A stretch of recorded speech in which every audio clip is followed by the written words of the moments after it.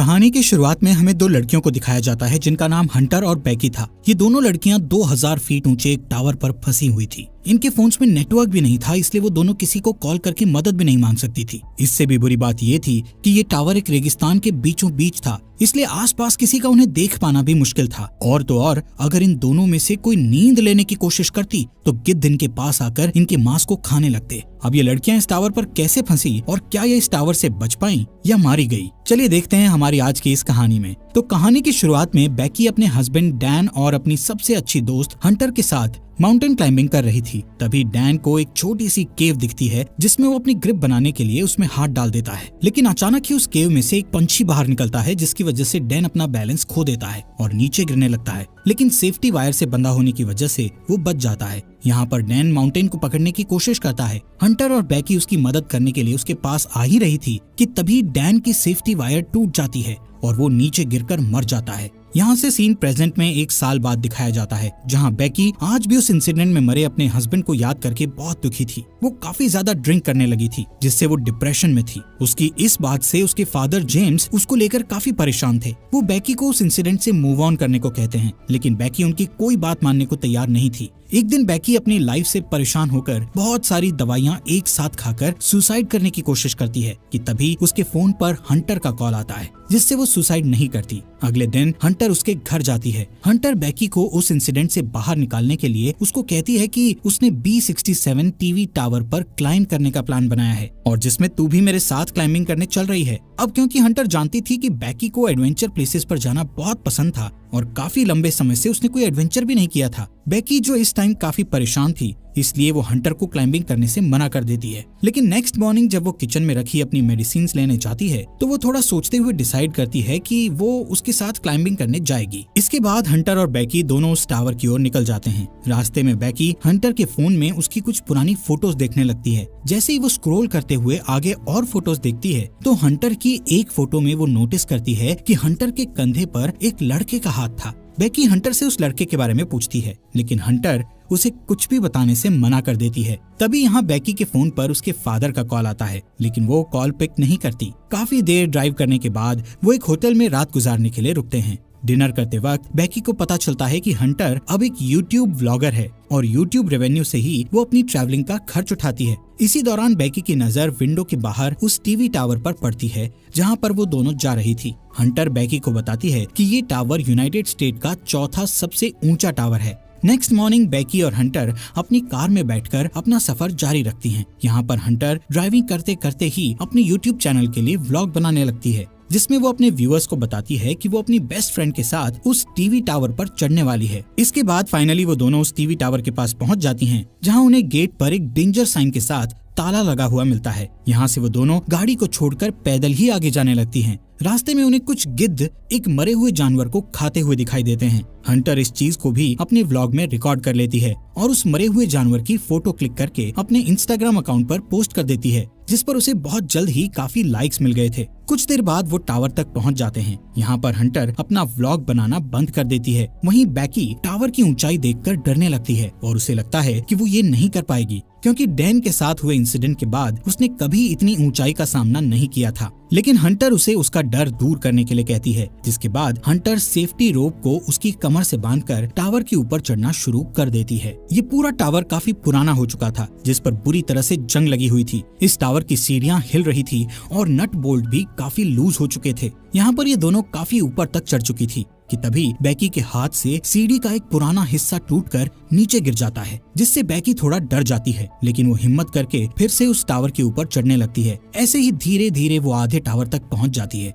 यानी 1000 फीट ऊपर, जहाँ से शहर काफी छोटा दिखाई दे रहा था। ये दोनों यहाँ पर कुछ देर आराम करती हैं और पानी पीने के बाद फिर से क्लाइंबिंग करने लगती हैं। थोड़ी देर बाद वो 1800 फीट ऊपर पहुँच चुकी थी और अब उन्हें सिर्फ 200 फीट ही ऊपर चढ़ना था। बैकी इतना ऊपर चढ़कर काफी डरने लगती है, क्योंकि वहाँ हवा बहुत तेज चल रही थी और सीढ़ियाँ भी काफी पुरानी होने की वजह से हिल रही थी। वो हंटर से कहती है कि अब उन्हें वापस नीचे जाना चाहिए, लेकिन हंटर उससे बोलती है कि अब इतनी ऊपर आकर उन्हें हार नहीं माननी चाहिए, जिसके बाद वो वापस से ऊपर चढ़ने लगती हैं। यहाँ से टावर के ऊपर चढ़ने का रास्ता काफी खतरनाक था। रास्ते में लगी कुछ डिस्क को हंटर ने काफी आसानी से पार कर लिया था और अब वो बेकी को भी उन्हें पार करने में मदद कर रही थी। अब जैसे जैसे वो ऊंचाई पर जा रही थी वैसे वैसे हवा का प्रेशर भी बढ़ता चला जा रहा था, जिससे बेकी और ज्यादा डर रही थी। इसी बीच सीढ़ी के पुराने नट बोल्ट एक एक करके अपने आप निकलने लगते हैं, लेकिन इस बात से अनजान वो दोनों ऊपर चढ़ना जारी रखती हैं और फाइनली वो दोनों टावर के टॉप पर पहुंच जाती हैं,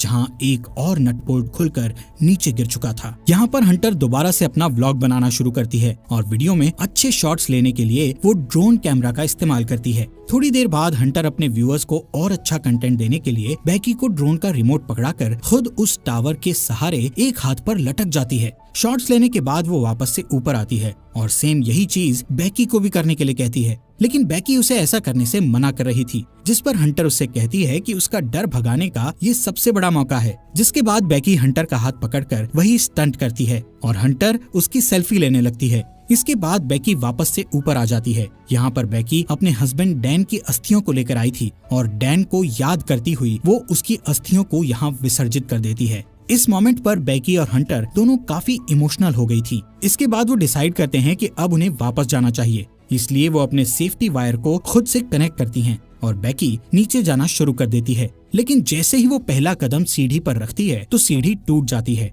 और वो सीढ़ी के साथ साथ नीचे गिरने लगती है, लेकिन हंटर किसी तरह उसे पकड़कर वापस ऊपर खींच लेती है। यहाँ पर बेकी मौत के मुंह से बचकर आई थी, जिससे वो जोर जोर से डर के मारे रोने लगती है और अचानक दोनों हंसती हैं। नीचे देखने पर उन्हें पता चलता है कि अब उनके नीचे उतरने के लिए कोई सीढ़ी ही नहीं है। वो दोनों अपने अपने फोन को चेक करती है, लेकिन उनके फोन में कोई नेटवर्क नहीं था और उनका बैग भी नीचे टावर डिस्क पर गिर चुका था, जिसमें उनके खाने पीने का सामान था। यहाँ ऊपर टावर पर उन्हें एक इमरजेंसी बॉक्स दिखता है, जिसे खोलने पर उन्हें एक दूरबीन और एक फ्लेयर गन मिलती है, लेकिन ये दोनों चीजें उनके किसी काम की नहीं थी। ये सब देखकर बेकी हंटर पर भड़क जाती है। हंटर उसे ये कहते हुए शांत करने की कोशिश करती है कि हो सकता है सीढ़ियों के नीचे गिरने की आवाज सुनकर कोई उनकी मदद करने आए और इसलिए अब हम दोनों को बस थोड़ी देर इंतजार करना होगा जब तक कि कोई आ नहीं जाता। तभी हंटर नोटिस करती है कि पिछली बार सीढ़ियों के गिरने की वजह से बेकी के पैर पर चोट लगी थी और अब उस चोट से ब्लड बाहर आ रहा था। यहाँ पर हंटर बेकी की चोट पर अपनी शर्ट बांध देती है।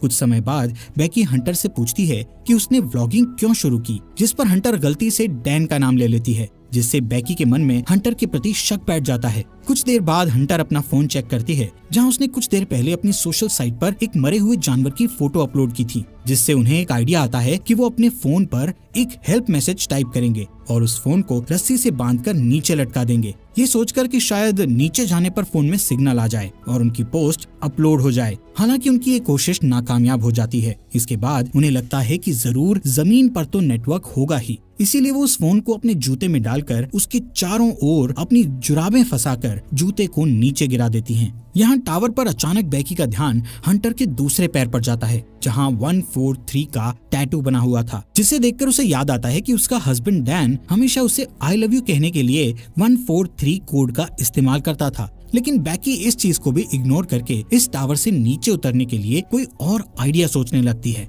थोड़ी देर बाद उन दोनों को दूरबीन से नीचे जमीन पर टावर के पास से गुजर रहा एक आदमी और उसका डॉग दिखाई देते हैं, जिससे वो उस आदमी से मदद के लिए चिल्लाने लगती है, लेकिन इतनी ऊंचाई होने के कारण उनकी आवाज नीचे नहीं जाती। यहाँ नीचे हम देखते हैं कि हंटर ने जो फोन जूते में डालकर नीचे फेंका था वो पूरी तरह से टूट चुका था और अब उनका ये प्लान भी फेल हो चुका था। वो आदमी वहाँ से जाने लगता है। ये देखकर बेकी हेल्प के लिए चिल्लाते हुए अपने दोनों जूते उस आदमी पर नीचे फेंक देती है, ताकि उस आदमी का ध्यान ऊपर की ओर उन पर आ जाए। लेकिन वो आदमी ये नोटिस नहीं करता, क्योंकि वो किसी से कॉल पर बात कर रहा था। इसके बाद बेकी वो फ्लेयर गन चलाने लगती है, लेकिन हंटर उसे ये कहते हुए फ्लेयर गन चलाने से मना कर देती है कि अभी दिन का समय है, इसलिए किसी को भी फ्लेयर गन का पता नहीं चलेगा। इसी दौरान वो दो और आदमियों को वहाँ थोड़ी दूर नोटिस करती हैं, जो यहाँ पार्टी करने के लिए आए थे। उन्हें देखकर वो दोनों डिसाइड करती हैं कि थोड़ा अंधेरा होने पर वो इस फ्लेयर गन का इस्तेमाल करेंगी, ताकि वो लोग उन्हें नोटिस कर सकें। कुछ देर बाद रात हो जाती है और बेकी फ्लेयर गन का इस्तेमाल करती है, जिससे वो दो आदमी उन्हें देख लेते हैं। यहाँ पर बेकी और हंटर अपने हाथ हिलाते हुए और जोर जोर से चिल्लाकर उनसे मदद मांगने की कोशिश करती है। इसके बाद वो दोनों दूरबीन से देखते हुए नोटिस करती है कि वो दोनों आदमी हंटर की कार के पास जा रहे थे, जिसे देखकर दोनों खुश हो जाती है। लेकिन उनकी मदद करने के बजाय वो आदमी उनकी कार को चुराकर वहाँ से भाग जाते हैं। ये देखकर वो दोनों काफी दुखी हो गई थी और अब उन्हें जल्दी से कोई नया आइडिया भी समझ नहीं आ रहा था कि अब वो क्या करे। यहाँ पर बेकी हंटर से उसके पैर के टैटू के बारे में पूछ ही लेती है, जहाँ हंटर ये रिवील करती है कि उसका डैन के साथ 6 महीने तक अफेयर रहा था। इसके लिए वो उससे माफी मांगती है कि उसने उसके हस्बैंड के साथ हुकअप करके काफी बड़ी गलती करी। हंटर बताती है कि डैन उसे अच्छा लगता था और वो उससे प्यार भी करती थी, लेकिन डैन बेकी से ज्यादा प्यार करता था, इसलिए उसने जल्दी ही डैन से ब्रेकअप कर लिया था। बेकी ये सुनकर और भी ज्यादा डिसअपॉइंट हो जाती है कि उसकी बेस्ट फ्रेंड और उसका हस्बैंड दोनों ही उसे चीट कर रहे थे। अगली सुबह बेकी फोन चेक करती है, जहां उसे पता चलता है कि इस टावर पर चढ़े उन्हें 24 घंटे बीत चुके हैं। अब क्योंकि उन्हें काफी भूख और प्यास भी लग रही थी, इसलिए हंटर डिसाइड करती है कि वो नीचे डिस्क पे जाके अपने बैग को लेकर आएगी, जिसके लिए वो सेफ्टी रोप को टावर से बांधकर नीचे उतरने लगती है। लेकिन डिस्क से थोड़ी दूर पर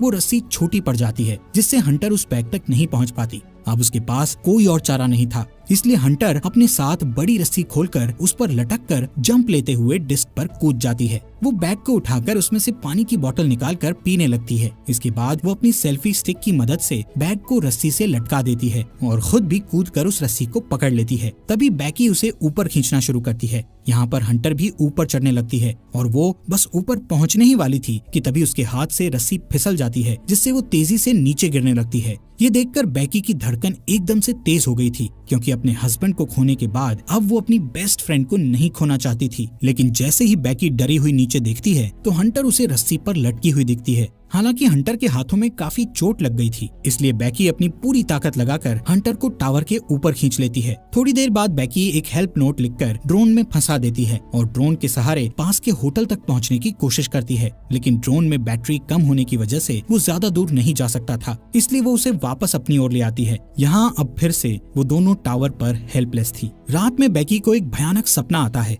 जिसमें वो देखती है हंटर की उस टावर पर ही मौत हो गई और गिद्ध हंटर के शरीर को खा रहे हैं। इससे वो डरी हुई उठती है और तब उसे पता चलता है कि ये बस एक बुरा सपना था। नेक्स्ट मॉर्निंग बेकी के दिमाग में एक आइडिया आता है कि वो टावर के ऊपर लगी लाइट से ड्रोन को चार्ज कर सकती है। इसके बाद वो टावर के पोल पर चढ़कर जैसे ही ड्रोन चार्जर को प्लग में लगाती है तो वो देखती है कि वो प्लग काफी लूज था, इसलिए बेकी को ऊपर लटके हुए ही उस चार्जर को पकड़े रखना पड़ता है जब तक कि ड्रोन की बैटरी फुल चार्ज नहीं हो जाती। काफी टाइम से उस पोल को पकड़े रहने की वजह से बेकी के हाथ धीरे धीरे करके सुन्न पड़ने लगे थे और इससे भी बुरी बात ये थी कि अब यहाँ पर काफी सारे गिद्ध आकर उस पर अटैक भी कर रहे थे, जिससे बेकी के हाथों से बैग नीचे गिर जाता है। थोड़ी देर बाद वो ड्रोन की बैटरी फुल चार्ज हो जाती है, जिससे बेकी नीचे आ जाती है। इसके बाद वो ड्रोन को होटल तक पहुंचाने की कोशिश करती है, लेकिन जब वो ड्रोन होटल तक पहुंचने ही वाला था तो उसकी टक्कर एक ट्रक से हो जाती है, जिससे वो बिल्कुल टूट गया था और उनको ड्रोन कैमरा से भी कुछ दिखाई नहीं दे रहा था।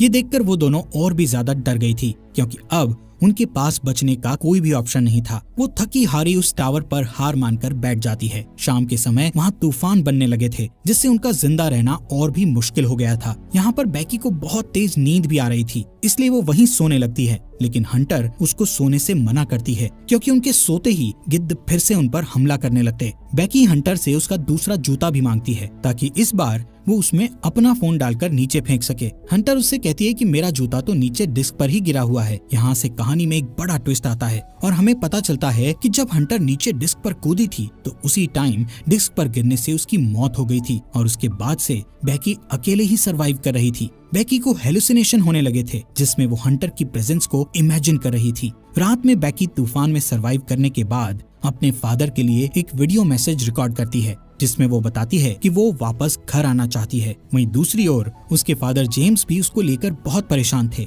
अगले दिन जब बेकी इस टावर पर सोई हुई थी तब एक गिद्ध आकर बेकी की चोट पर से उसका मांस खाने लगता है, लेकिन अब क्योंकि बेकी को काफी भूख लग रही थी इसलिए वो उस गिद्ध को जोर से पकड़कर टावर के मेटल से उसे जान से मारकर खाने लगती है, जिससे उसमें थोड़ी जान आती है और वो रस्सी के सहारे नीचे डिस्क पर उतरती है, जहां हंटर की डेड बॉडी पड़ी थी। इसके बाद वो अपने डैड जेम्स को मैसेज करती है कि वो इस टावर पर फंसी हुई है और अपने फोन को हंटर के जूते में डाल देती है, लेकिन इस बार वो उस जूते को हंटर की डेड बॉडी में घुसाकर उसकी डेड बॉडी को नीचे फेंक देती है। इसके बाद रात में उसके फादर जेम्स को बेकी का मैसेज मिलता है और वो जल्दी से पुलिस को कॉल करके वहाँ टावर तक पहुँचता है। अब जैसे ही वो उस टावर तक पहुँचता है तो देखता है कि पुलिस एक डेड बॉडी को कवर कर रही थी। ये देखकर उसे लगता है कि ये उसकी बेटी बेकी की डेड बॉडी है जो जिंदा नहीं बच पाई। तभी उसे अपनी बेटी पुलिस की कार के पास दिखाई देती है, जिसके बाद वो दोनों एक दूसरे को गले लगाते हैं और इसी के साथ ये अमेजिंग मूवी यहीं पर खत्म हो जाती है।